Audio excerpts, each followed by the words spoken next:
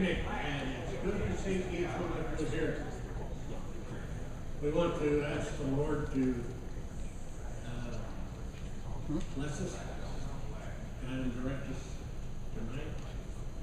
Let's bow our heads in prayer.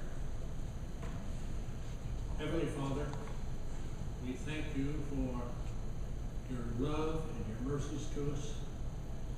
And we'd ask, Heavenly Father, that thou would be with our meeting tonight. May it bring honor, glory, not only to our country, but for you as well. Guide our hearts, guide our minds, and be with us, we pray. For we ask it in Jesus' name and for his sake. Amen. Amen.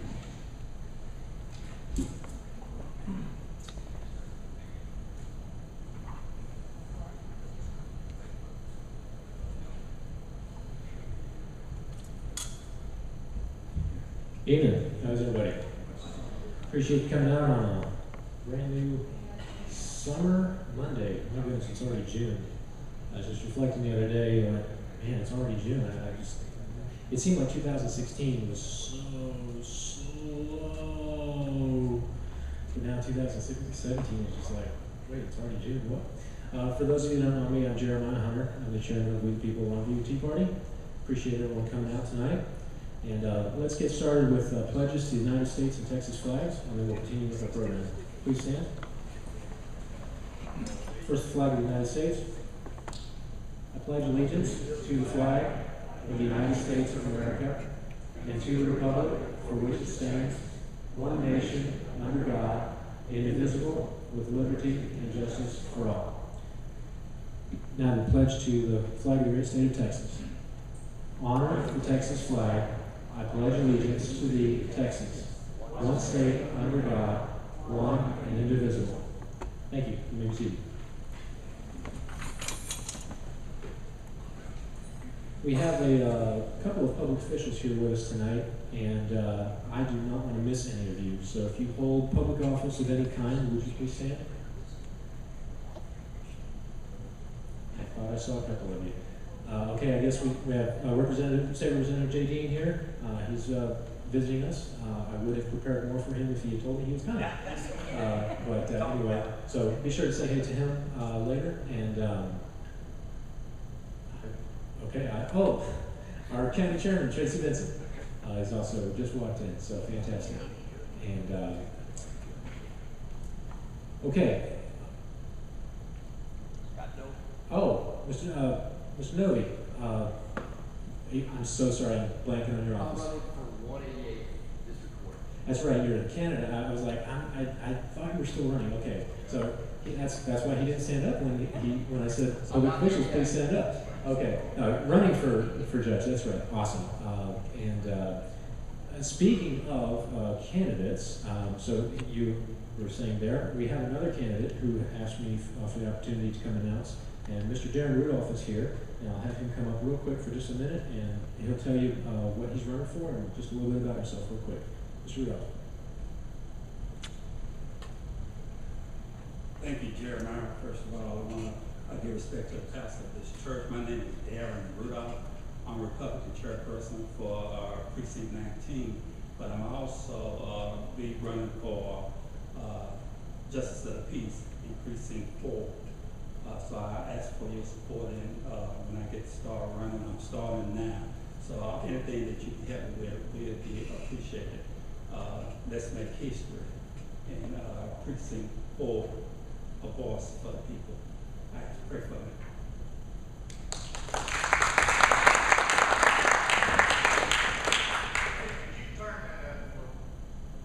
The volume up? Okay. Okay, I'll just make sure and stay right up. Okay, just as a quick announcement, I know we have to say this all the time, but for obvious reasons we need to do this. We the People-Longview does not endorse candidates at any level for any political race. However, one of our core functions is to connect elected officials and candidates with the voter base. And so that's why we invite any candidates, regardless of if there's a letter behind your name or what, or whether you're a local nonpartisan race. Everyone is welcome to come to our meetings, to announce at our meetings. yeah, we have to make a little distinction on actual campaigning, but in terms of just providing information to voters, that is one of our core functions, and so we have anybody that wants to is welcome onto our stage to just at least introduce themselves.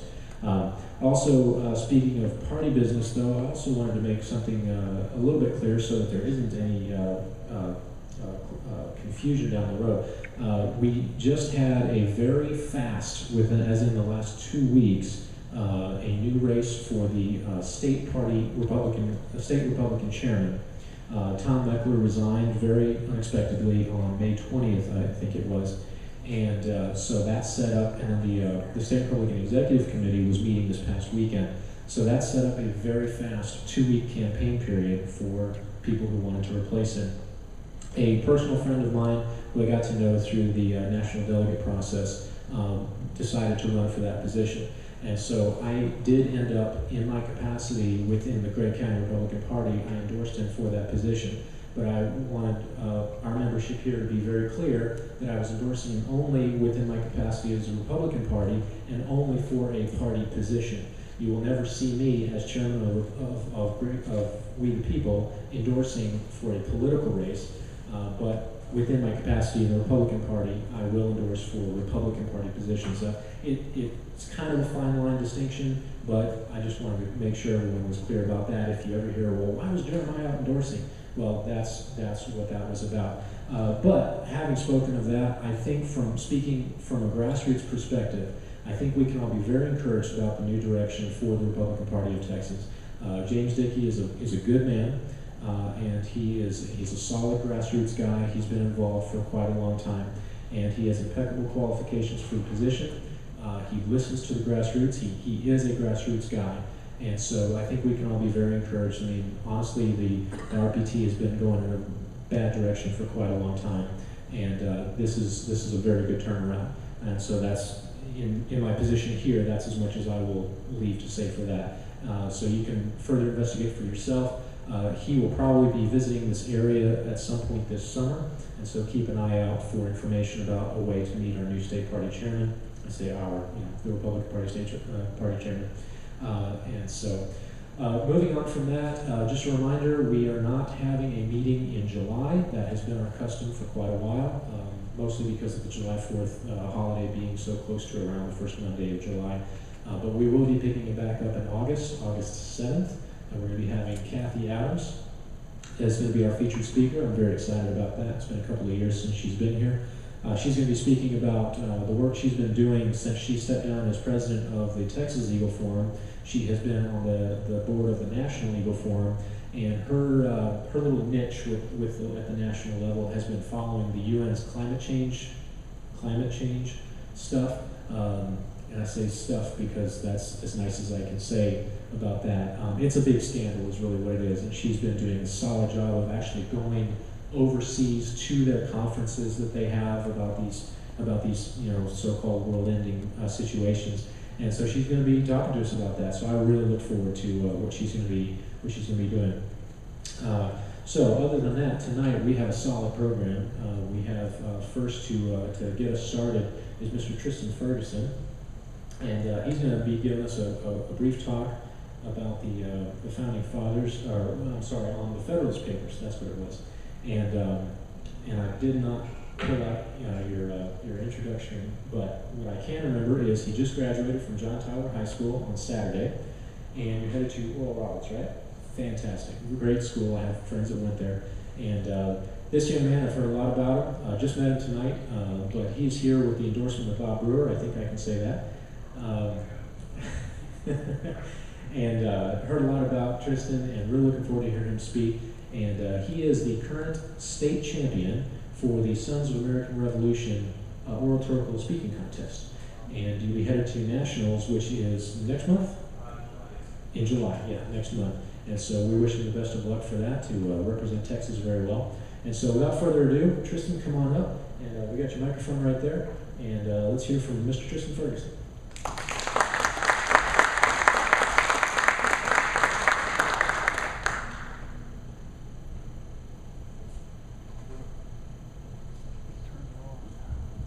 Before I begin, I'd like for you to turn to your neighbor and repeat after me.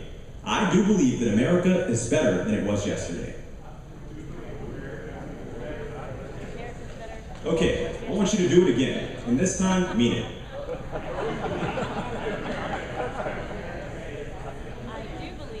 You see, hearing you repeat this, I take great pride, because I know that my story personally would not even be possible in any other country in the world.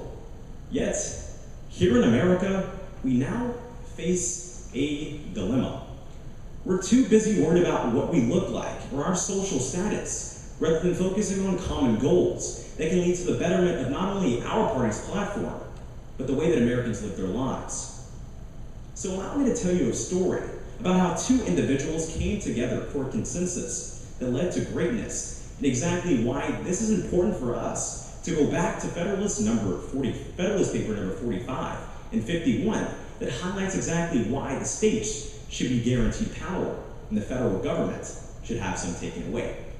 And this all starts with the words of A.J. Langdon, author of the book Patriots, who once stated that patriotism is voluntary. It is a feeling of loyalty and allegiance that is shown through a person's actions and will never be forgotten. As young children, we began to learn about the great men and events that helped form the country of America. Washington crossing the Delaware, the famous Paul Revere, and the Redcoats are coming. Patrick Henry, give me liberty or give me death. The Constitution. And I know there are many more that are coming to mind as I'm speaking. Rich in historical fact and patriotism, these men and events have been taught and treasured by generations. You see, while all these specific individuals and events were and are still valuable and essential to our independence as a nation, there are others whose influence, bravery, and passion that has been forgotten or simply lost in text. One such man that has not received the amount of press as the other great men in which I named goes by the name of James Armistead. You see, this individual was behind the scenes. And though he doesn't fit into the historical narrative, he is by definition a true patriot. As we begin to analyze the past in regards to contribution of James Armistead, I would be amiss not to show the comparison between this patriot's ability to build a strong America, his ability to develop positive relationships, and our present-day desperate need for consensus and collaboration. Arguably one of the most important Revolutionary War spies, and the kryptonite to Charles Cornwallis and turncoat soldier Benedict Arnold was a slave by the name of James Armistead. Born a slave in 1748 in Newton, Virginia, we can all infer that he did not live the average life of a colonist. But that did not change the fact that he felt an obligation to decouple the effects of the British control. And in the wake of the war in 1781, he seized this opportunity. After gaining consent from his owner, he voluntarily joined the revolutionary cause within the Continental Army. You see, during this time, the British had devastated Richmond, Virginia, and General Lafayette was desperately trying to fight the chaos that was caused by traitor Benedict Arnold. With his troops gradually diminished by British General Charles Cornwallis, General Lafayette needed reliable information in regards to enemy movements as well as potential troop advances. Extremely desperate, yet rather fond of James Armistead, he employed Armistead as a spy with the hopes of gaining this much-needed intelligence. You see, Mr. Armistead was in fact so convincing that he gained the trust of both Benedict Arnold and General Cornwallis, and was then employed as a spy for the British against the Americans, which enabled him to act as one of the very first double agents within the American Revolution. Despite sheer execution of Kant, Alan Steinberg, Black Profiles Encourage a Legacy of African American Achievement tells us that James Armistead remained loyal to General Lafayette and continued to supply crucial information learned while serving the generals in their camps. It is dated on July 31st, 1781, that General Lafayette received reports from Armistead and others with vital information that he needed. We can see with this vital information that General Lafayette as well as General Washington were able to trap the British at Hampton, intercept Cornwallis' much-needed naval support, and ultimately defeat and prompt the British to surrender at the Battle of Yorktown on October 19th, 1781. And as we know, the rest was history. So now we ask ourselves, how does this pertain to the status quo? And the answer to this lies in the moral of the story. Despite Armistead and General Lafayette being completely different people with completely different walks of life, their relationship created a consensus that has led to greatness. Over 200 years later, our generation, much like these two men, seem very different. And we are plagued with issues and divisions that make it more difficult for us to focus on common goals. Passivity, lack of communication, prejudiced mindsets, social media, and press exploitation are all causing a division within our country that is tearing at the heart of the passion that ignited our freedoms. So what do we do? Rather, what do we need? We must remember, despite our status or the way that we've been raised, we all have an obligation to uphold the founding documents in which this nation was founded upon. Speaking of founding documents, let's go directly to Federalist Paper number 45 that expresses exactly the sphere of power that the federal government has and the sphere of power that the states have. James Madison explains that the federal government can only act within their sphere and cannot infringe upon the sphere. We can see, for examples, such as the same-sex marriage ruling, as well as rulings that have come with things within our states, such as infrastructure and the ability to make states pay for something that the federal government doesn't have the mandation to do so, is an act against our rights, is an infringement of our rights. So we must remember, despite what I look like or what you look like, the power that is invested within our states shall stay to the states, and the small power that is invested within the federal government should stay the federal government. But how does this happen? And this is known as passion-driven education through civics learning. I ask you to remember Federalist Paper number 51 that explains that there's a checks and balance in between both the state power and the federal power, which both check each other and make sure that neither one gets too powerful. Yet, it seems as if our state officials have forgotten this knowledge and that we need civics learning once again to remind them of exactly why this is important. People, this is important because this is our lives at stake.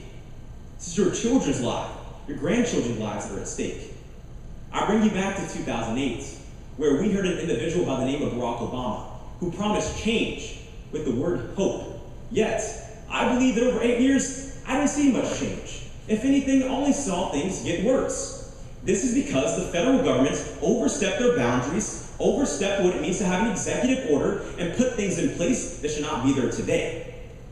I tell you that we find the James Armistead and General Lafayette within ourselves, and we continue to fight for what is right and what is constitutional within our nation.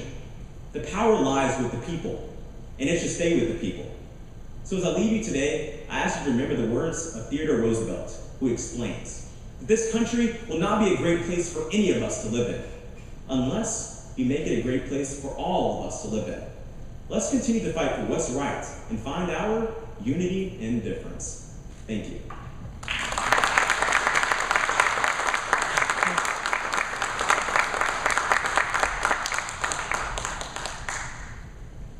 Let me be the first to say, wow. You can see why he's a state champion. And we'll hope a national champion here in another couple of weeks or a month. Triston, thanks for coming, and that was impressive, and good luck to you in all of your endeavors. Very much appreciate it. Okay, before I bring up our featured speaker, Mr. Harris, just a quick reminder, we have a table in the back that has some various information about some various groups, some voter registration cards if you need to register to vote. We also have our email and phone sign-up list. If you are not on our email list or our phone call list, that is the primary way that we get out information about our upcoming meetings and any other special announcements that we decide we need to make. Email is kind of the primary way, and we try not to send out too much, but maybe once or twice a week at the most, and usually less than that. Whether it's just a pertinent item of information, and certainly on upcoming meetings is that. And then we also send out phone calls through an automatic system the week before our meeting and then the day of as a final reminder. So if you'd like to get those reminders, make sure and sign up in the back. Also, we have donation boxes on the other side of the door. This group operates entirely on donations. Nobody receives anything for what we do here. And so if you could help us out with any donations, we'd really appreciate it. We also have a box that's for the church. The church here is very gracious to allow us to meet here. We are not affiliated with them in any way, but they just allow us to use this facility at no charge to us, and so we're very grateful for that. So if you could throw a few dollars their way, just say I appreciate it. We'd love for you to do that as well. I'll be up here at the end just to do some closing announcements, but for now we're going to move into our featured speaker, and we have Mr. Aaron Harris here with us. He is the executive director of Direct Action Texas, which is a Tarrant County-based political organization. Direct Action Texas focuses primarily on advocating for higher levels of transparency and better local governance. Mr. Harris has history working in both partisan and nonpartisan races in North Texas. His passion in politics is primarily focused toward transparency, ethics, civil liberties, and public debt. His work over the last year has resulted in 4 ongoing investigations by the Office of the Attorney General into election fraud. Direct Action Texas supports and empowers local candidates for office in the DFW area. Prior to being in politics, Mr. Harris spent 15 years in real estate investing. He's married to his high school sweetheart, and they have 3 daughters. So we're going to bring up Aaron, and following his presentation, we'll have a little bit of time for Q&A, and then certainly once we close the formal program, if you'd like to speak with him directly, he's ready to hang out for a little while as well. So I'm going to get you your microphone, and please welcome Mr. Aaron Harris.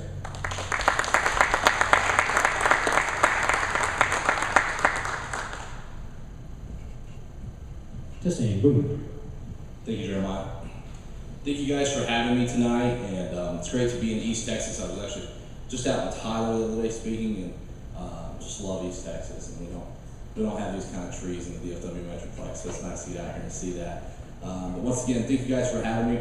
So I am with Direct Action Texas, as he said, and my background is actually more in campaign management and then helping local candidates, as I mentioned, have a real passion for local politics. One of the things that the reasons I got involved in local politics is if you get elected, say, to the state house, like Representative J.D. back here, or to Congress, and you go to D.C. or you go to Austin, what you'll find is there's a lot of organizations that are supporting you. Whatever side of the aisle you're on, there's going to be think tanks and special organizations and fiscal groups and social groups and everybody to help you navigate those waters. But if you get elected to the local city council or the local county commissioner's court, guess what?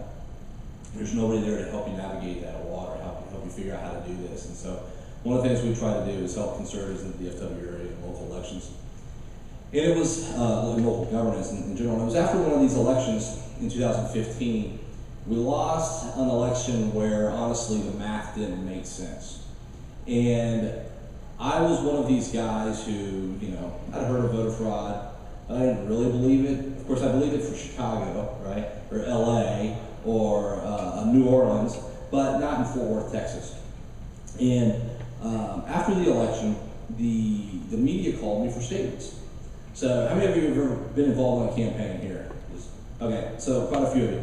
But the thing about it is, the night of the election, or sometimes the day after, they call the winning candidate for a statement, and then they call the losing candidate for a statement, which is always the one you don't want to give. And so they called me for a statement the following day in the Fort Worth Star Telegram, and the reporter said in our conversation, she said something to the effect of "Welcome to the Fort Worth Way," in a way that kind of rubbed me the wrong way. But I was a little upset. We lost an election that we didn't expect to lose. And so then the Fort Worth Weekly called me, and the reporter used the same phrase, "Welcome to the Fort Worth Way." And finally, the third reporter called me from the Fort Worth Business Press, and she said, "Well, have you figured it out yet?" And I said, "Figured what out?" And I said, "Well, more importantly, are you going to figure it out?" And so she went on to tell me rumors about what I'm about to show you. And I said, I really got upset at her, and I said, "Well, aren't you guys in the media supposed to report on this stuff?" They said, "Well, we don't have the resources." So I said, "Okay, give me 3 names and 3 phone numbers, and I'll do it." And I chalked that up to things I should have never said.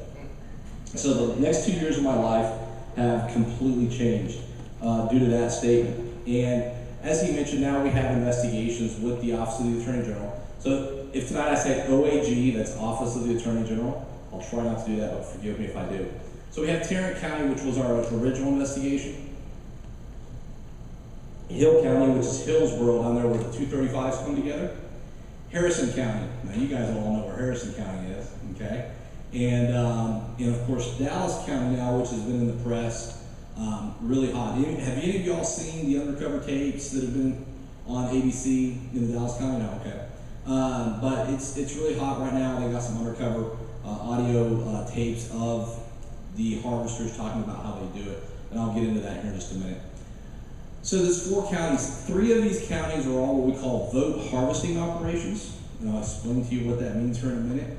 Hill County is the exception, and so I'm going to run through Hill County real quick, and then I'll talk about vote harvesting the rest of tonight. I love that I can see it here without having to turn around. So these are some of the headlines. Hill County, we looked into the 2016 Republican primary, which was March 4th of 2016. And if you see the headlines up here, we had about 1,700 votes unaccounted for in that race after we went public with it. So these are some of the headlines. And it was a real basic math situation. Hill County was alleging 9,038 ballots cast in that election. Okay, now when I went to school, I was taught that it was one person, one vote, right? So if you have 9,038 ballots, you have to have how many voters? Or more, because somebody can undervote, right? So we have to have at least that many. The only problem was there was only 7,171 voters, according to the data that Hill County gave us. We counted up everybody that signed in on what's called the combination forms, those sign-in sheets, and added the absentee ballots, came up with 7,295. The reality is, to this day, nobody knows how many people actually voted in that race. The Hill County has released to date 9 different numbers for that. However, 9,038 is what was certified, okay? Now, it's important that you understand it was certified by Hill County Republican Party, certified by Hill County Elections, certified by the Republican Party of Texas, and certified by the Secretary of State. Let that sink in for a minute, okay? This is a delta of 19.29%. Almost 20% of the ballots had no voters. And 4 government agencies or party government agencies certified this election. This is basic math here, guys. And we found this 2 months later. The reason it took us 2 months, we requested the data the day after the election. It took them 2.5 months to get it to us. In August of 2016, Hill County's elections vendor, it's called Election System and Software, ES&S, released a press release which got, of course, no media attention. And all that really matters is the first sentence, which says, it was found that the election results released were incorrect. The Office of the Attorney General launched an investigation shortly thereafter. They impounded the ballots for Hill County in September, I believe it was, and that investigation is still pending. What I will tell you is that they double and triple counted a lot of their paper ballots. So I don't know how they do it here. This is embarrassing. What county are we in? Okay. So I don't know how y'all do it here, but in Hill County, they only have 1 ballot scanner. And so on election day, they take their absentee ballots and they ran them through the ballot scanner and they got a count, in this case 490. They wrote it down. They took their early voting paper ballots, ran it through the scanner, but that now number is a cumulative of the absentees and the early votes. But they wrote that number down as being just the early votes. Then they took their election day paper ballots, ran it through. That number is now cumulative of all 3. They wrote it down as an individual. That accounted for the vast majority of the problems there. The real problem became that they knew they did that night, and yet they covered it up and kept it quiet. I'm not sure that that's going to rise to a criminal violation. Here's a couple things I've learned through Hill County. One is there's no positive requirement in the law that a county chair or election official, if they know the numbers are wrong, there is no requirement in the code for them to report that. Okay? Anybody here, would you have dreamed of that before tonight? Like, I would have never dreamed. When I went through with the lawyers down in Austin that there's no requirement in the law, if you know the numbers are off by 20%, I had a heart attack. Secondly, I learned that 4 agencies and government levels can certify an election, and none of them can do basic math checking. But I also found out there's nobody whose job that is in Texas. So a lot of things I'm going to show you tonight, you know, we shake our heads and we go, how do these people get away with this? Well, it's not Secretary of State's job to check the math on it. And the counties don't, they just run it, they don't check the math on it. And what you have is this little technicality called checking the math, who statutorily that job hasn't been assigned to anybody. So if I look at Secretary of State, he points the finger at me, I look at the county, he points the finger at me, and lo and behold, statutorily, nobody has that job. So that's one of the things I learned. So now I'm going to talk about Tarrant, Dallas, and Harrison County. Let me say this for this crowd. I don't have any Harrison County slides in here.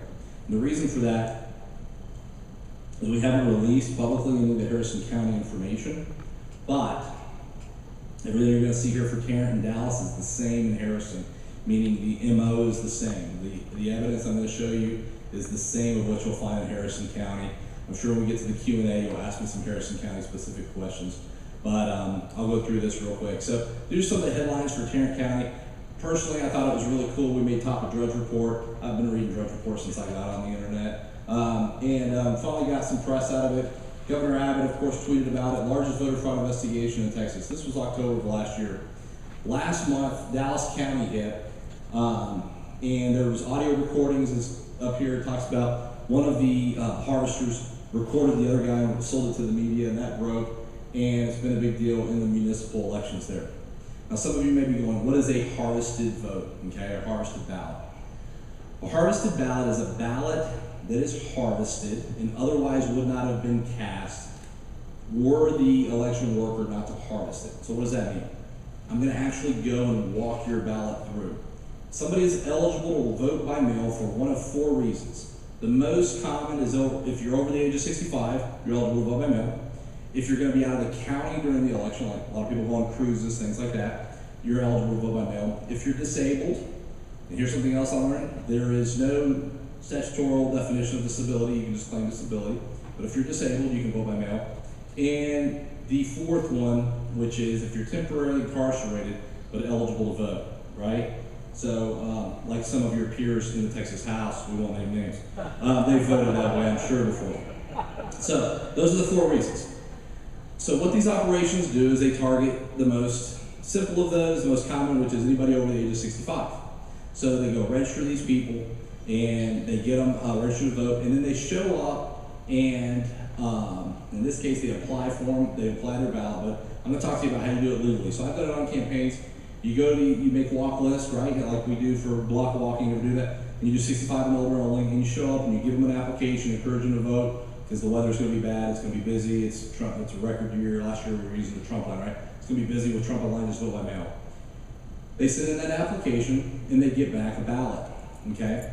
And then you come back and you make sure they mail that ballot. So you're aggressively, actively getting them to mail in that ballot. That's a harvested ballot. It can be done legally. I want to make sure everybody understands that. What we're talking about here tonight is people that do it illegally, okay?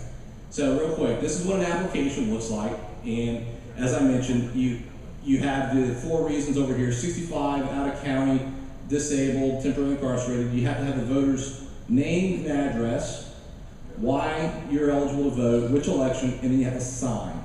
The rest of this can all be left blank. Those are the things that are required. The main thing that we're going to focus on tonight is the voter has to sign it, okay? And you'll get this back. This is your ballot. The white sheet, of course, will be the ballot. And then this is what's called a carrier envelope. So the two documents we're going to care about tonight are this application and then this carrier envelope. And if you look at this carrier envelope very carefully, right here, you'll see on the flap, you lick it and you close it, you seal it. The signature line is right there over the flap, and the intent there is that you sign it after you've put your ballot in and sealed it, okay? So that makes supposedly security so that, like, I don't walk away with your ballot outside the envelope and do whatever I want with your ballot. So that is the carrier envelope. Now, what we did in our investigation is we began that election I mentioned. We knew that through talking to various people that some things had been done with the mail-in ballot. We also looked at the math of the election and noticed that that's how we lost. The in-person voting was 51-49 as we predicted our way, but the mail-in ballot is what killed us. So we opened up and requested all the carrier envelopes and application. Those two documents I showed you, those are subject to public review. All I had to do is ask for them, okay? So we got them. For that election, it was 13,000 of them. And we took them and printed them off and began sorting them by precinct. We didn't really know what we were looking for. And right away what we found was everybody in these precincts, this is a precinct map of Tarrant County, and what we found in, or part of Tarrant County, what we found in these precincts was that everybody had the same handwriting, or overwhelmingly.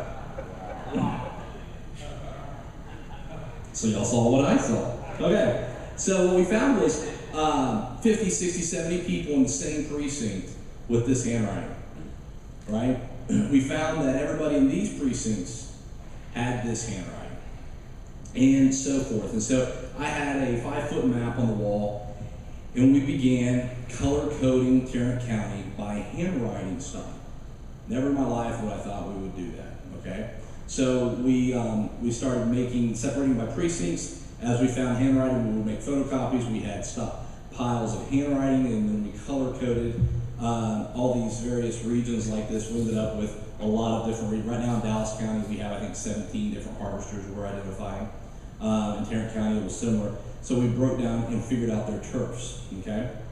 Now, what were they doing? Let me show you real quick. This is Mary Medrano and Anna Garcia's application. And then for sake of a visual, we just cut out for the image just their carrier envelope signature. Now, a couple things you want to note here.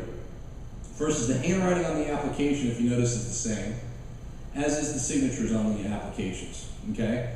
But yet, this is Anna Garcia's signature on the carrier envelope, and that's her signature on 3 days later, or prior, sorry, on her application.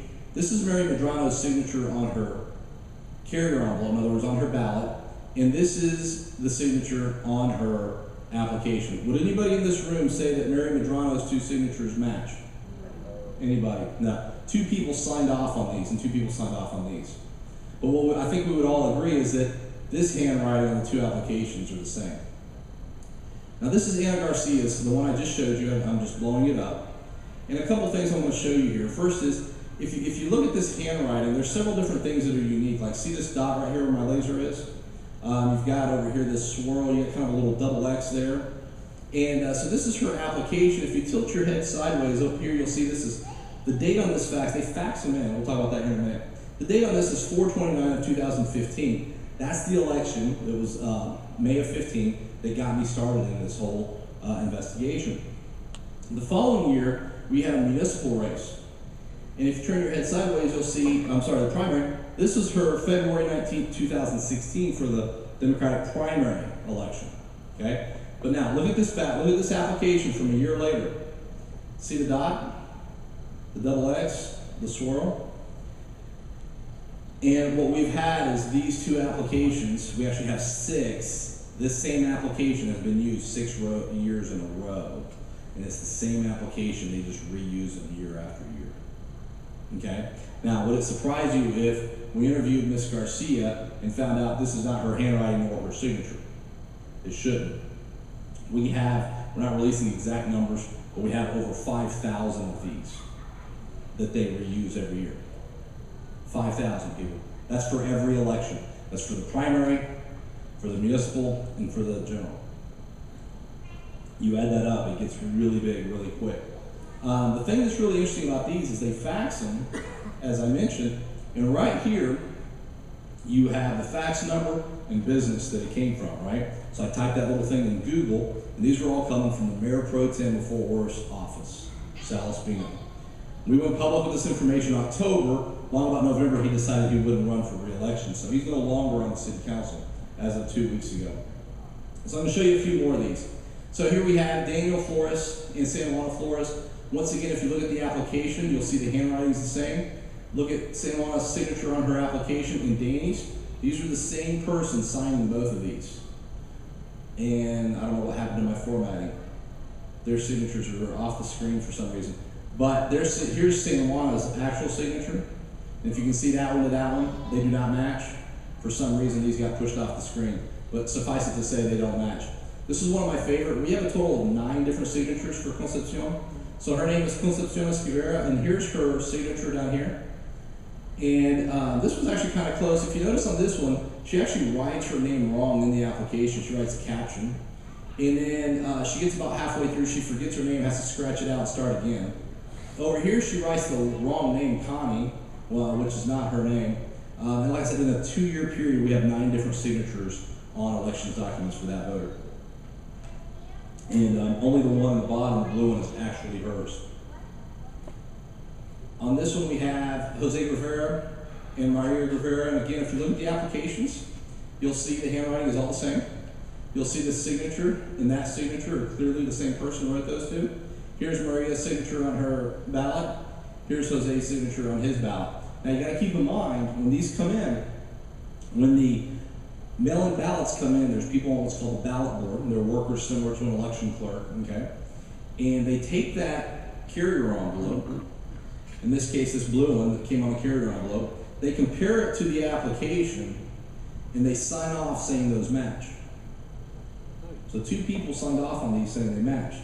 The interesting thing was, I interviewed these people afterwards during our investigation, unbeknownst to them, showing them ones that they had signed off on. And without exception, these ballot board members, I wouldn't sign off on that one, I wouldn't sign off on that one. It was really interesting to watch, but of course they had.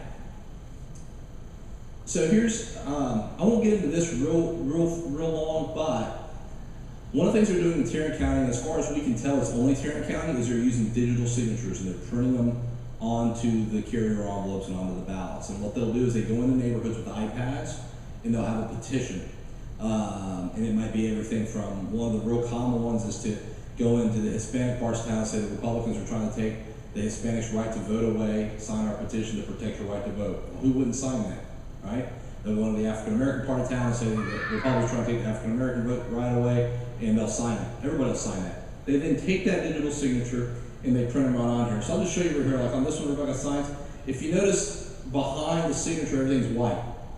The signature line should go all the way across, it's gone. Same up here, you can see it. Now in this case, it's interesting because they're using her signature for the assist. But you can see that this image had a white background, it wasn't translucent, and everything behind it's gone. This wording, there's text right here, the text should go all the way across, and it's gone. You can see it down here, it just strictly cuts off. On this one, you can see on Mary Garcia, so this is their 2nd generation digital signature, and it has a heavier pixelation, but this one they went off the screen. We actually didn't know about the digital signatures. It was the elections staff that actually taught us how to find those. That was a really interesting deal. So we're currently working in Dallas County, and we found plenty of harvesting there as well. Same patterns as Tarrant County, same patterns as Harrison County. Dallas is more sophisticated, mainly because they've just been doing it longer, and a couple of people got into jail. Like I had Terry Hodge up there. I can't, if I point back there, y'all don't see it. Terry Hodge, she used to be a state rep in Dallas. She went to jail for tax fraud, and she was indicted on election fraud, but wasn't convicted. Dallas County District Clerk is a lady by the name of Felicia Petrie. She's actually been also indicted on election fraud. She harvests votes. She's making like $160,000 a year as a district clerk, yet has enough time on her hands to go harvest votes. It makes absolutely no sense. What happened? We went purple. I don't know. Okay. So I'm going to show you just a couple more, but you kind of see the pattern now. Then I'm going to show you, I'm going to explain to you how they do this. So this is Victor Gonzalez. You can see his signature here, and yet on his ballot carrier envelope, you can see it's just a block script, right? No cursive. Mary Martinez, that's her ballot, her carrier envelope, and yet on her application, it's just print, and she kind of forgot her name halfway through and scratched it out and started again. Jose Yanez, and then they block it on the ballot, okay? And so these are all the same person doing these. Maria Romo, and so if you look at her application, it's cursive, and then you look at her carrier envelope, and once again, it's just block lettering. This one's great, 'cause I really don't know how somebody signs off saying these match. Sarah Cardenas, and there's her signature on her ballot. Yeah, okay, I mean, literally 2 people signed off the document saying these match. So in Tarrant County, we found about 28,000 of these. In Dallas County, we haven't gotten around a tally yet. And if you notice down here, these are all that I'm showing you for Dallas are all by Jose Rodriguez. And the big mystery around is what his real identity is. So we found thousands of these. We're going to get to that. One of the challenges with this is for municipal elections, The retention rate, in other words, how long they have to keep them, it's only 6 months. So you have a May election, and we just changed the law on this, thankfully, in the session, but annual applications, these applications for ballot by mail, there's two types, there's annuals or election specific. You can order a ballot for the municipal election, or you can order an annual one for every election that year. And those annuals aren't available for us to see until December, till the end of the year. And like I said, we just changed that in this legislative session, so starting September, that'll go away. But up until now, you can have a race in May, the retention's 6 months, which is November. They can shred them all. I come in December and ask for copies of the mail-in ballots, and they're already gone. We've actually had that happen to us. For non-municipal races, for state house, those types of things, the retention is 24 months. So this is a challenge. So when you see a pattern, say in Dallas, Harrison County, Tarrant County, where they're doing this election cycle after election cycle, we're only going to be able to go back and show it for 24 months.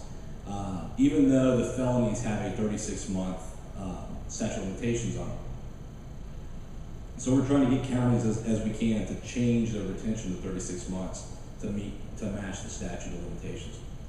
So the big question is, how do they do this? So if you notice on the applications I showed you, especially for Tarrant County, the handwriting is all the same, okay? And so that's where they commit the biggest fraud. They sit around and they fill out these applications on behalf of the voter, and the voter never even knows. If you remember, to vote by mail, there's 2 steps. You apply for a ballot, you get a ballot back, you fill it out, and you mail the ballot back to elections. Voters receive their ballot for the election, but they never applied. And that's what happened in Dallas that was so awesome and unique, was voters were contacting the election saying, I just got a ballot, I didn't ask for it. And that was really exciting because the media kind of paid a little bit more attention because it was voters coming forth. But they will sit around and fill these out by the hundreds and sometimes by the thousands. They normally work in pairs, I don't know why, and they will fill out, say I'm working with my partner, I'll fill out the top, which is the voter name, address, etc. And then I'll sign as an assistant, and I'll fill out 50, and then he'll fill out 50, and we'll swap, and I'll sign his, he signs mine. That way the signature doesn't match the handwriting on the thing. Okay? Not real sure what they think that's going to do for them, but that's how they do it. And then they turn around and either mail those in or fax them. In Tarrant County, we see that they fax them. Faxing just saves them money, but it also leaves an easier trail. I was in Dallas County a couple months ago, actually it was end of March, and I just happened to be there picking up an open records request, and the clerk says to the early ballot lady, hey, did y'all order a book? She says, no. Well, it feels like a book. She hands her this manila envelope. The lady opens this manila envelope as I'm standing there, and she pulls out a stack that thick of applications for ballot by mail that were already all filled and signed, okay? And I looked at her and I said, I have $100 that was Armando Cruz. She wouldn't take my bet because they were all from Armando Cruz, so I knew exactly who the harvester was. So they sit around and they just fill these things out by the hundreds or by the thousands. You go talk to the voters, and the voters will tell you, I don't apply for a ballot, and they'll fill in who they think it is. Just sends me a ballot. We hear the mayor just sends me a ballot, the county just sends me a ballot. Whoever in their mind just sends them a ballot. Little do they know that no, you have to apply. Somebody signed for that on your behalf.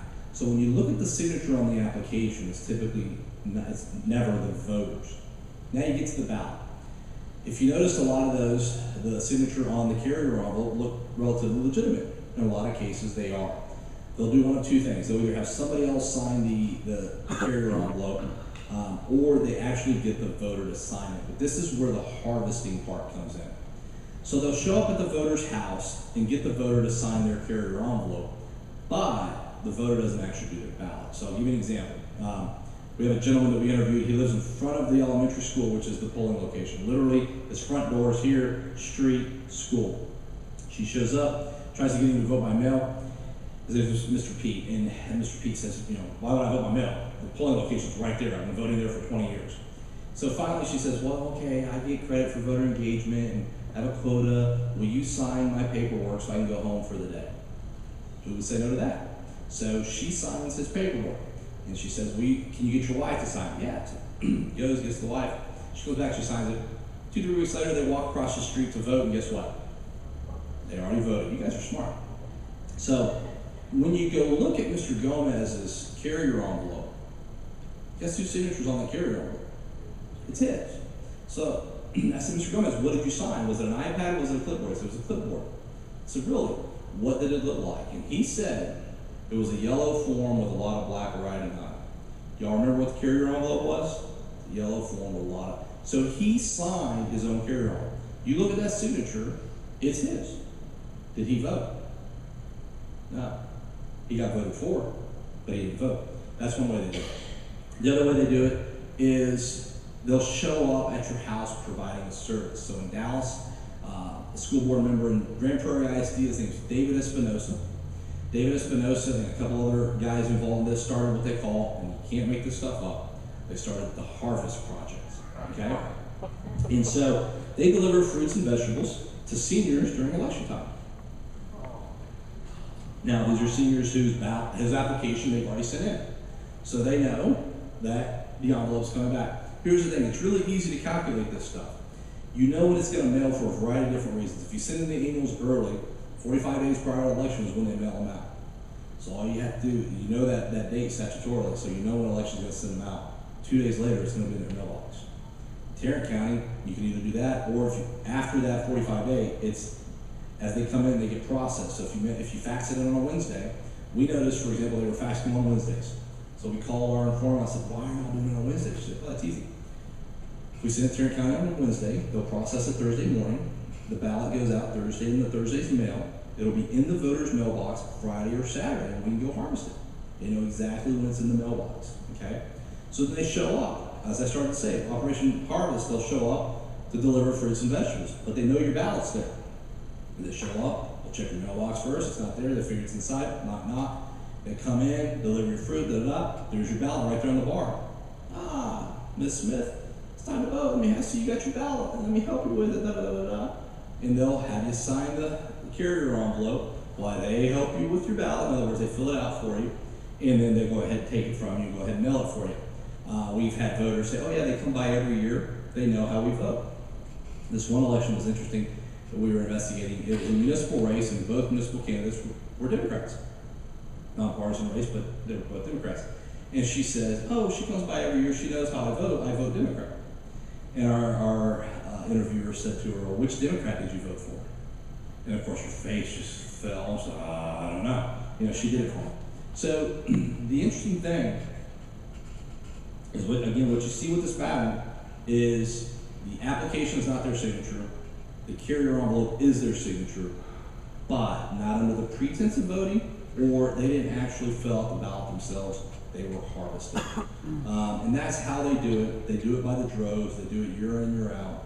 They target specific people, they target low educated seniors who are not gonna know this happened to them. They're not going to know they were harvested. When we approached these seniors and showed them the paperwork, these people are upset. They immediately realize they've been victimized. They're not going after your suburban, white, college-educated family, because those people are going to probably figure out what's going on.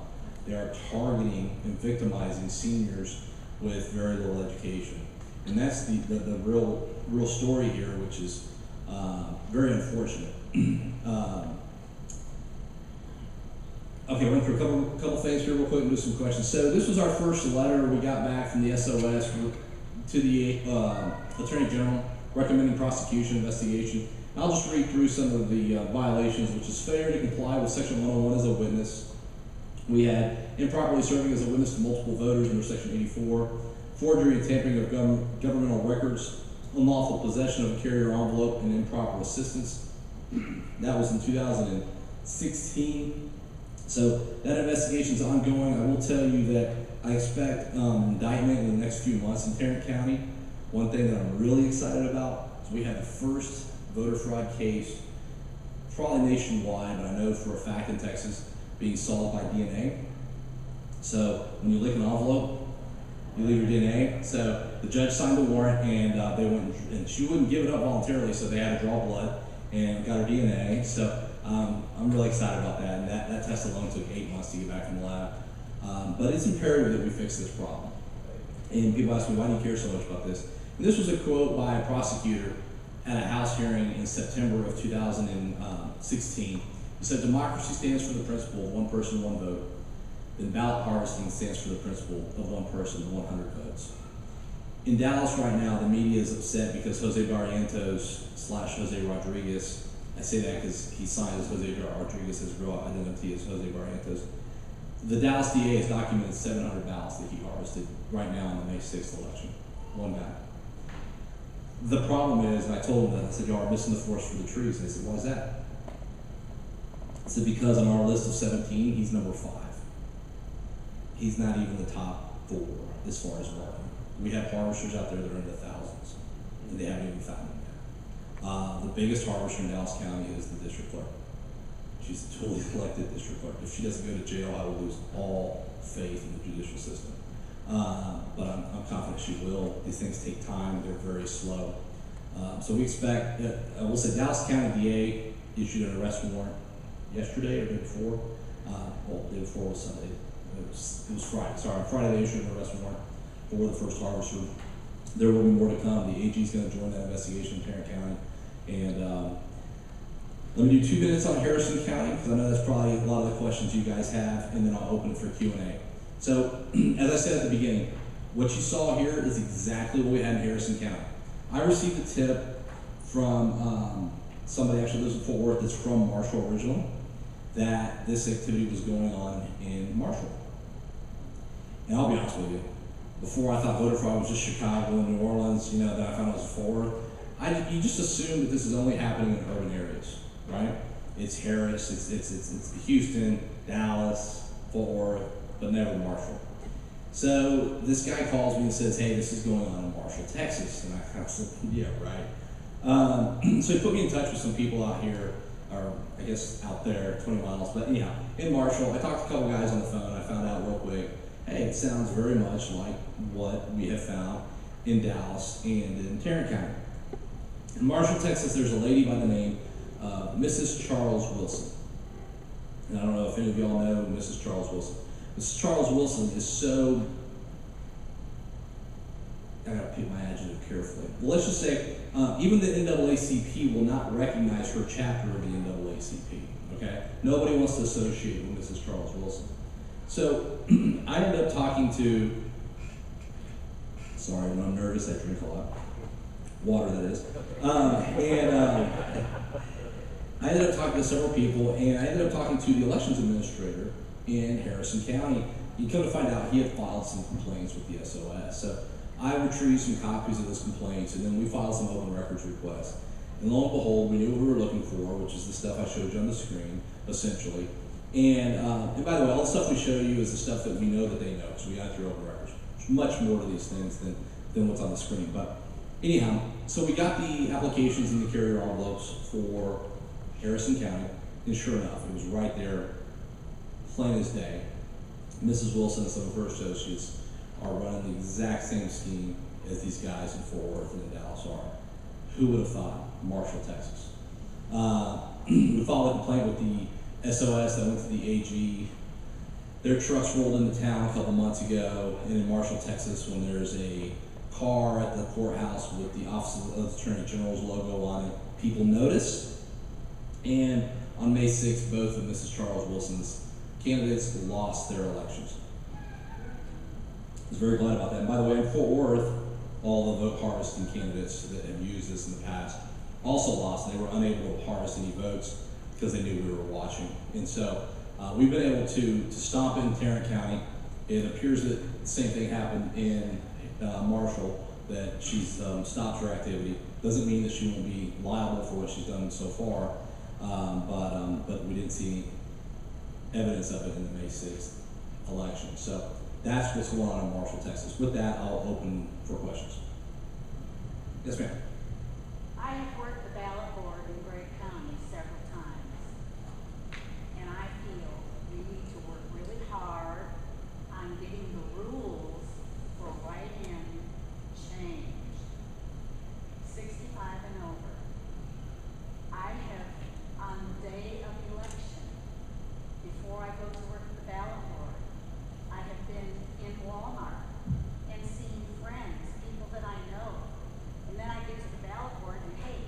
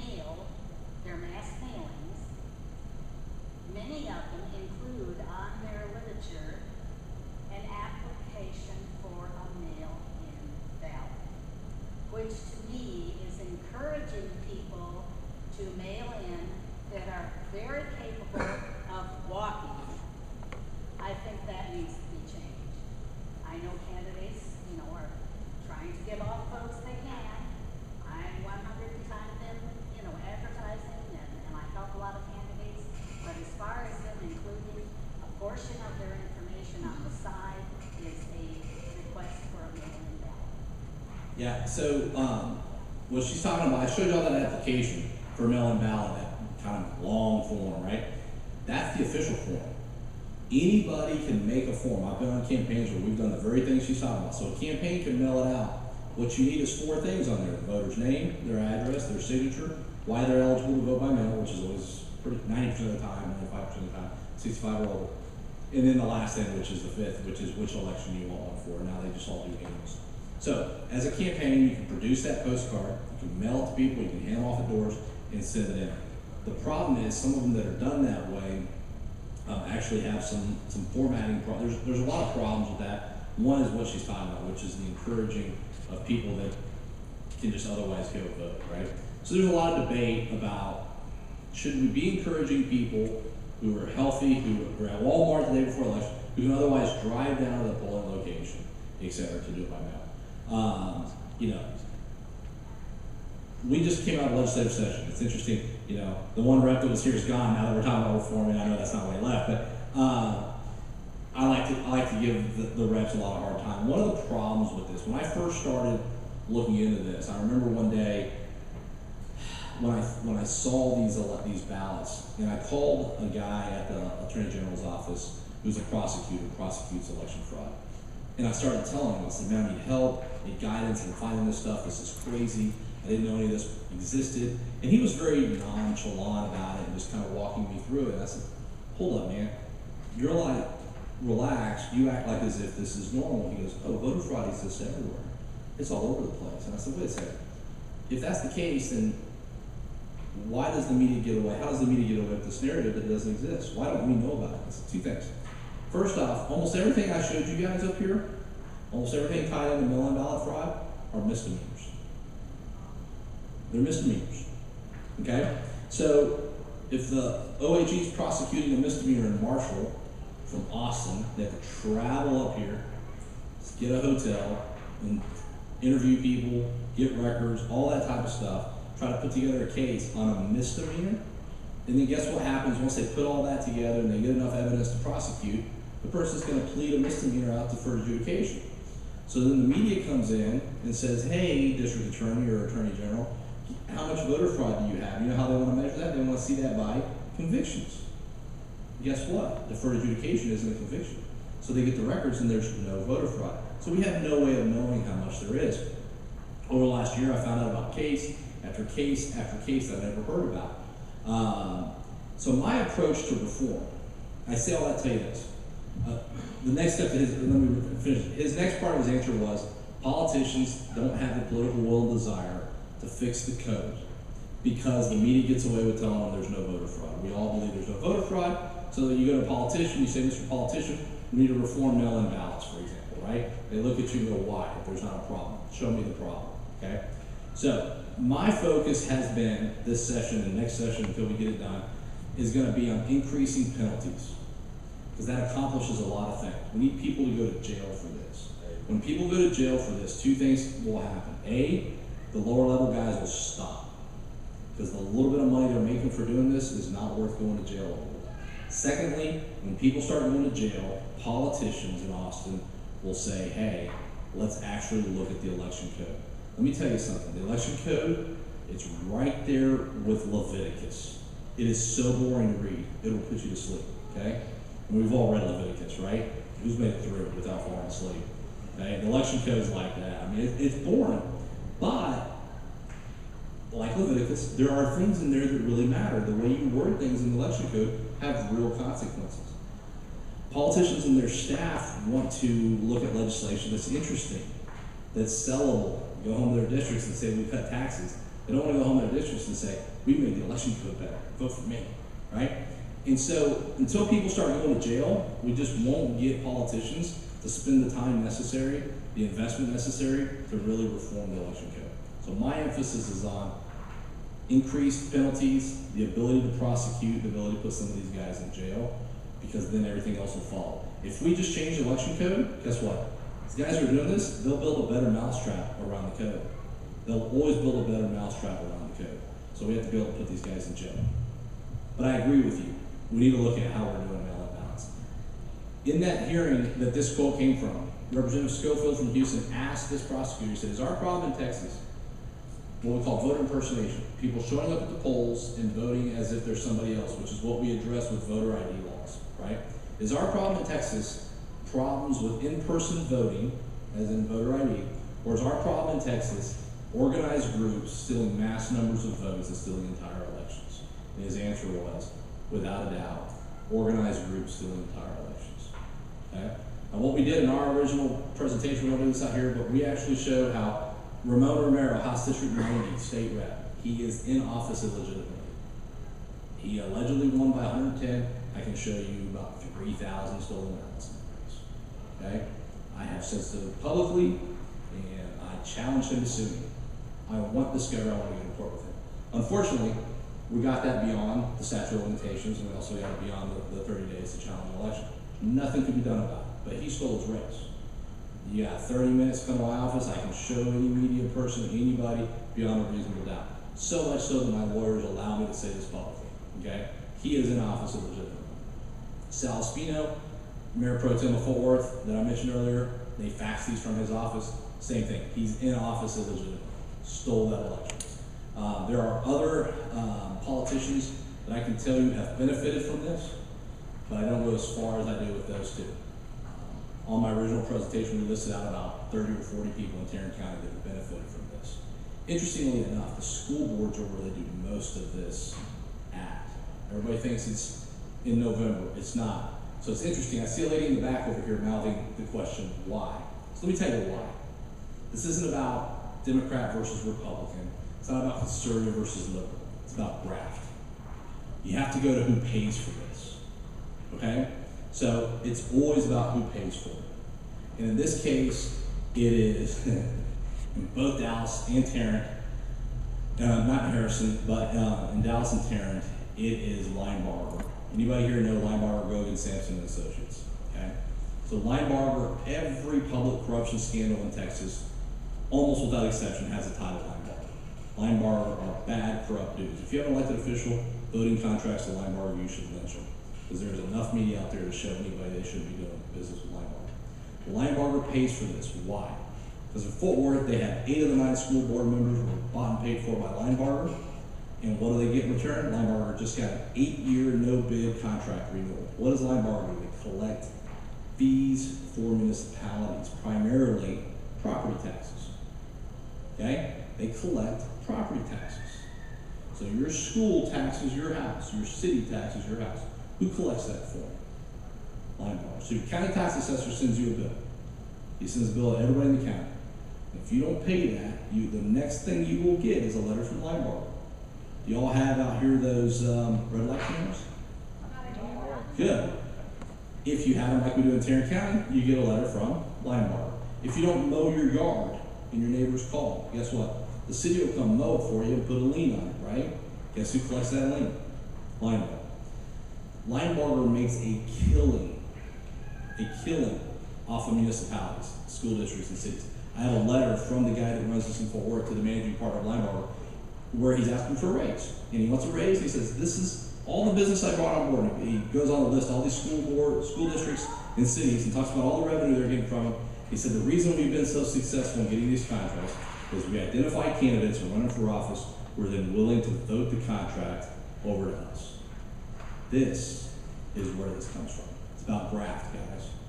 There's so much money in government. Government is spending money left and right. We all know that. We always focus on DC, but don't forget your school district. I don't know the specifics here, but in most municipalities, school district's the largest employer. Okay? And if it's number 3 employer here. Okay? School district is massive money. Your city council is massive money. So the people that pay for this, it's about graft. To answer your question that you didn't ask, but I saw it right here. So out of all of this, which party is benefiting most? So no doubt the Democrats.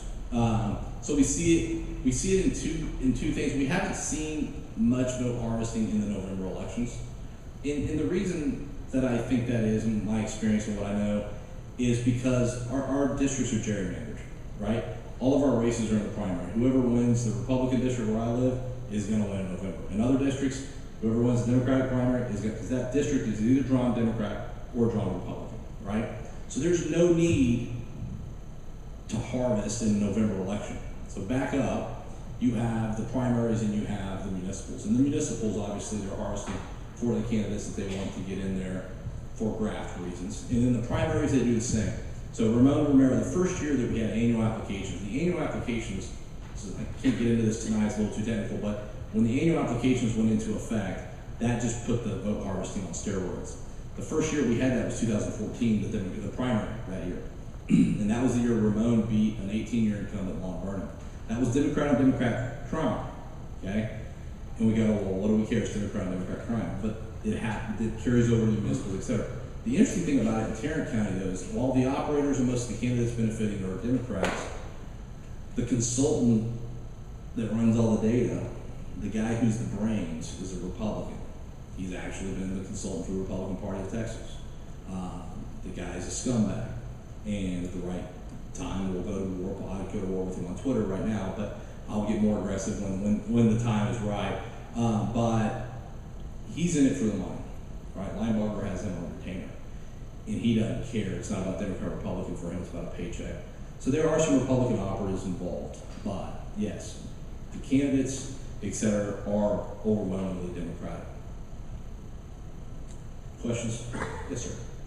I've heard a rumor that Homeland Security is going to get involved, and I think Florida would end up in that critical, maybe. I don't know anything that Homeland Security would have jurisdiction over. FBI does, so there is some FBI workings going on. I'll tell you, the FBI gets involved they have jurisdiction over elections that are federal, so congressional, Senate, presidential. This did occur in the presidential, which gives the FBI. And then we also have they take the ballots out of the mail, like a story of Mr. Gomez that I told you to sign his own carrier envelope. If you think about that, it's because she had already taken it out of his mailbox, okay? So there is jurisdiction here for the FBI. And the FBI and AG actually worked really well on that. And it's not unprecedented. In 2011, they broke a vote harvesting operation doing the same thing that we have here down in the valley. And that story broke late 2011. On New Year's Day, the school board president committed suicide. He hung himself. 2 other school board members went on to commit suicide. 6 others were put in felony jail, and about a dozen others pleaded out. How many of you have ever heard that story? And the media will tell us voter fraud doesn't exist. Okay? Do you know who the defense attorney for all 6 of those guys sitting in jail right now was? The state chairman of the Democratic Party, Hinojosa. Okay? Hinojosa is the very guy that will do interviews telling people vote fraud doesn't exist, like you tell that to your clients. But no, I don't know, as far as Homeland Security, I haven't heard anything to that effect. I don't know anything they would have jurisdiction over in this area. The FBI does, though. And my point to the Valley story was, in that particular case, it was jointly prosecuted by the FBI and the Office of the Attorney General. They prosecuted that together, which is real common. You'll see the FBI, OAG prosecute concurrently, and or the DA. So we have, this is one of the few areas, election fraud, that the district attorney for your county and the OG have concurrent jurisdiction. So they'll prosecute them simultaneously. I don't know if y'all heard here about 3 months ago, we had a case in Tarrant County of a lady by the name of Rosa Ortega. She was convicted and sentenced to 8 years in jail for illegal voting. She was a non-citizen. Did y'all hear about that at all, anybody? It mostly got a lot of attention because she got 8 years. I actually sat through that case.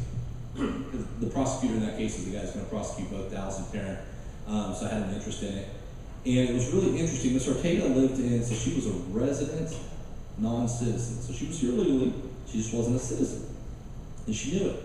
But she registered to vote in Dallas County and voted for about 10 years. And then she moved to Tarrant County and tried to register again. Right back here on the table, there's a voter registration form. If you look on there, the very first question is, are you a U.S. citizen? Yes or no? She checked no, went on to fill out the rest. She proceeded to get a rejection letter from Tarrant County Election saying we can't register you to vote because you're not a citizen. Or Ms. Ortega calls up Tarrant County Elections and argues with the clerk who mailed her the letter. Like, got in a fight with her and said, you gotta register now, I've been voting for 10 years. Ma'am, you checked no, I can't register you. So she waited about 4 or 5 weeks, filled out a new card, and checked yes, and sent it in. Had she not argued with the clerk on the phone, so she sent the clerk was on the stand and said if she hadn't argued with me, I probably wouldn't have remembered.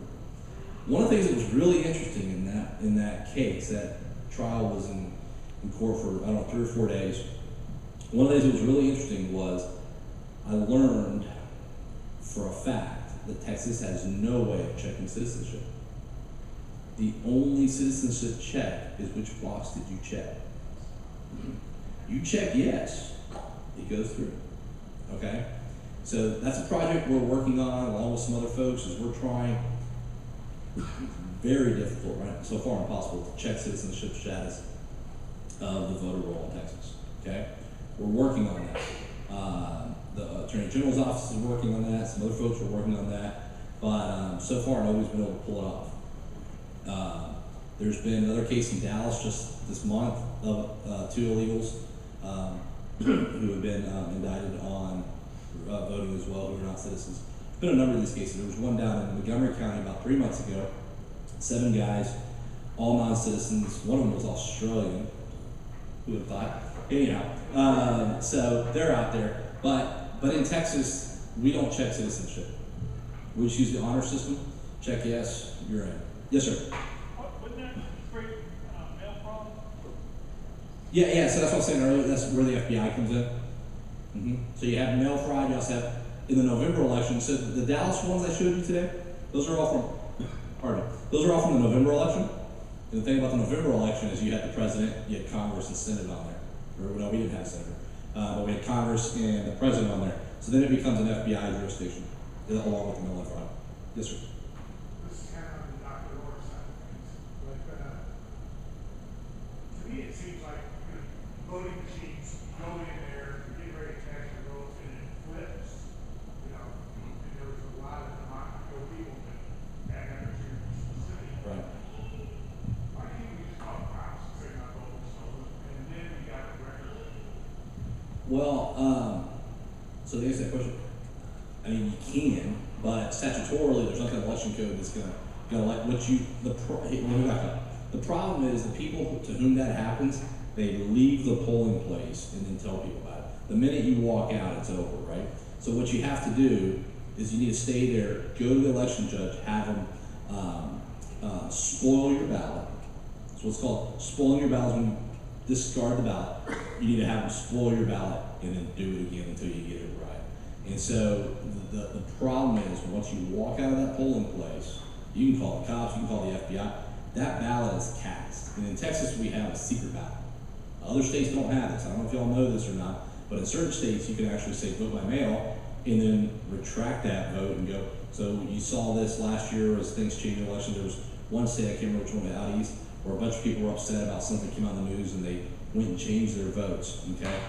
In Texas, you can't. Once you cast that vote, there's no way to attach that vote back to you. So what I would encourage people is to educate them on the fact that if it doesn't cast the ballot the way you want it, it's going to spoil it right then and there. What I really encourage everybody to do is vote on election day and use paper. One last question. Is the Secretary of State really our plan? Because, all these validators, signing validating dates and all that. He's appointed by the governor, and it just seems like he's not enforcing the law. Yeah, so the Secretary of State himself is a figurehead, right? They come and go every 2 years. They don't have any clue about elections. It's the staff that stay, and that's where the challenge is. But more importantly is we have nobody really in charge. So the Secretary of State has the statutory requirement to just basically run the mechanics. But we have nobody kind of in charge of them to make sure that it's actually being done right, that it's not flipping, or that it's balancing, right? And what we need in Texas is somebody whose job it is to say, hey, if you have 9,000 ballots, you gotta have 9,000 voters. So his job is to prosecute crimes. So you might have, let's say Hill County, what if they just legitimately screwed it up? It might not be criminal. We need kind of a quality control person. There's a lot of conversation inside the SOSAG and under the pink dome in the Capitol about an elections oversight body of some kind. In fact, we're having discussions about maybe some crosswork between outside organizations, might be kind of a watchdog plus an inside organization, because we can do things from the outside they can't from the inside and vice versa. But at the end of the day, we have to have somebody we can hold accountable. Right now, there's nobody to hold accountable when elections go wrong. SOS goes, hey, my job is just to publish the book. Right? AG goes, well, we can only step in when a crime's broken. And then I go, well, none of this is a crime, but all of them give us bad election results, right? And so that's one thing I've asked people, like when you see election fraud, you always think of something nefarious, right? Some guy stuffing a ballot box, whatever you might infer. But what if it's just inept people screwing up the count like we had in Hill County? Does it make it any easier to take if you lost because the clerk was inept? No. Okay? So you had an election there. The reason I was looking at that election, House District 8, Byron Cooks, 4 counties, but in that one county, we had 1,700 ballots missing. And that was the House District 8, Byron Cooks raised Thomas McNutt. Thomas lost by 225 votes out of 20,000 cast. Okay? So let's say he lost. I don't know if he did or not because nobody will ever know. What if we knew he lost, but it was because the clerk was inept? Does that make the loss any better? No. So you need oversight, not just for nefarious, but for legitimate reasons as well. I'll tell you that the Senate Research Council looked at all 254 counties primaries for last year. 254 counties, how many counties we have in Texas, for those of you who don't know. Of the 254 counties, because of our work in Hill County, the senator called me and said, explain to me. I said, yeah, 9,000 ballots, 7,000 voters. I said, okay, I'm gonna have the Research Council just see how many counties it balances. It should be 10,000 ballots, 10,000 people, right? Of the 254 counties, how many counties do you think actually balanced people to ballots? 5. 249 counties published election results in the Secretary of State were off from 0 to 130% discrepancy, okay? Now, digging into it further, what we found was if you went back to the county and got the official results there, the numbers were, eventually we found the right numbers and they were there somewhere, but in the reporting process, things got screwed up. Goes back to my point, there's nobody whose job it was to check that. Nobody went on the SOS's page and said, let's just look and see if these numbers balance. So we need somebody doing that. Yes, sir? Would that be a lot of provisional votes that cause that to be correct? In that case, the vast majority of it was the uploading system they have from the county to the SOS. That accounted for most of it. There were other discrepancies per county. But the fact that 249 counties were off from 0 to 130, even if it was from an upload, there was nobody whose job it was. And this was almost a year after the election, right? Like, I get it.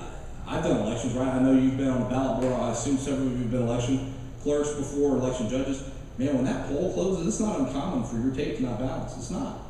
But you stay there, the next hour or two, you figure it out. And then for the county, it's not uncommon for the next day, then find out that the numbers are, it might take you 24, 48, 72 hours to figure it out. But if you don't have that thing balanced within 72 hours, you got some problems. If you're talking a year later, you still don't, that's because nobody's going back and looking at it. So I would say that's one of the biggest things we need in Texas is somebody whose job it is, because right now there's no person that we as voters, as citizens, we can't point to one person to hold them accountable.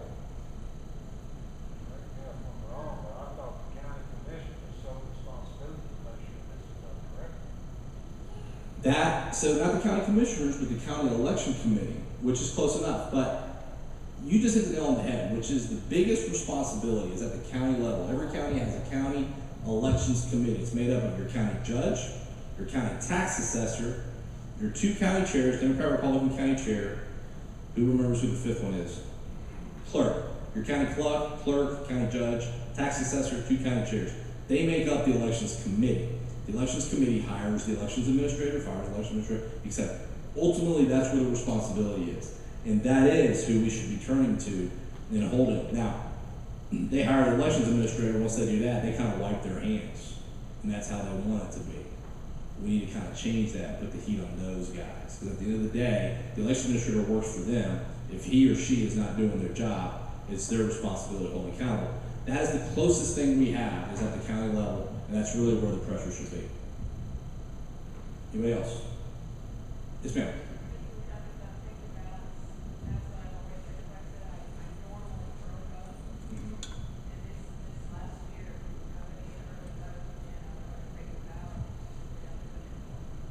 Yeah, so some counties have gone all electronic. So in that case, yeah, you're up the creek as far as that goes. But there again, to his point, make sure that your ballot is what you cast, right? So when you cast all your votes, you get to the last screen. It shows that you got to take your time, don't be rushed, and don't be afraid to walk over to an election judge and say, you know, throw away my ballot and I want to start over. Right. Yes, sir. How many notifications did you use? Seems like it changed all the time. Well, to be honest with you, they just passed SB 5 addressing that issue to address the federal court case that we kind of half lost, half left hanging in the Fifth Circuit. And we literally just read over it last week, see what the final version is. I don't know the answer to that. I don't remember the answer to that. It just, you know, is new now under SB 5, but there's quite a few forms of ID. I want to say 7 or 8, you know? I think there's 7 different forms of ID. So there's quite a few. And if you can't find one of those 7, I'm sorry.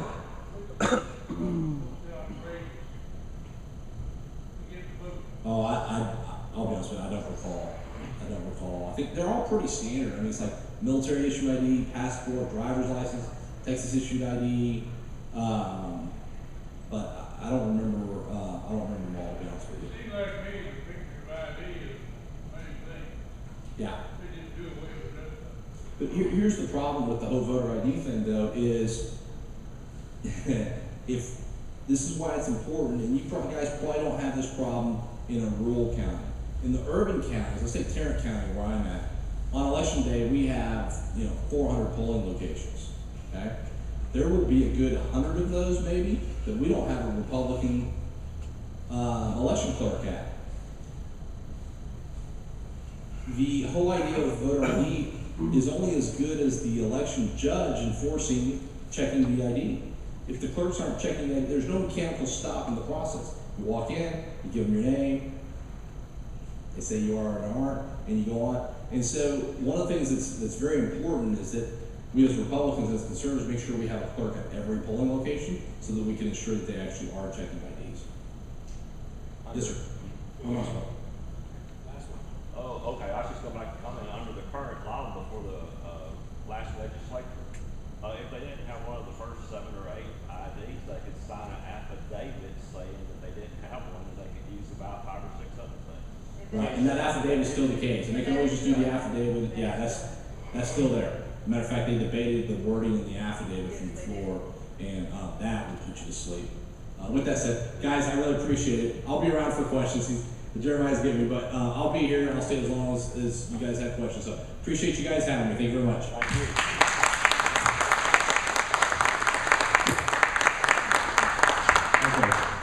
Not trying to shut it down, anybody's questions, but it is 8:36. We try to be done at 8:30, but Aaron is going to be hanging out. So if you did not get your question answered, please go talk to him. But we do want to be respectful of people's time.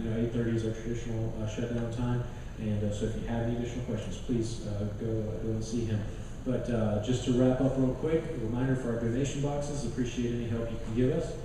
We are not meeting in July, so don't show up because we won't be here. But August 7th, here at this location. But we are putting together a town hall. Yes, but please do keep an eye out for information. We will be in touch with Representative Dean's office. He intends to have a couple of town hall events to kind of do a legislative wrap-up, and are hoping to do that in July. It depends on the special session, yes, if we have one. Which, by the way, call the governor's office and demand a special session. There's a whole host of issues that we need a special session on. Whichever your particular issue is, make sure and call them and say, please, we need a special session. There's at least 4 or 5 things, really 10 million things, but anyway, that we would like him to, as conservatives, we want him to do a special session on to get achieved. So please do that. We do want to give credit where credit is due. Representative Dean did help pass the bill. In fact, was he a co-sponsor? He was the author, right, even better, of the bill that it removes, or makes election clerks remove dead people from voter rolls, which is one of those like, wait a minute, why wasn't this already done type of things. But so let's give credit where credit is due for that. Obviously, we're seeing that a lot of work is needed for election fraud as a general topic, but happy to see Representative Dean helping to do at least one part of a step that's been needed for a long time. So again, August 7th is our next meeting, Kathy Adams, really excited to have her here. But one more hand for Erin Harris. Really appreciate it, coming. And Triston Ferguson. People-Longview Tea Party. With that, we are adjourned.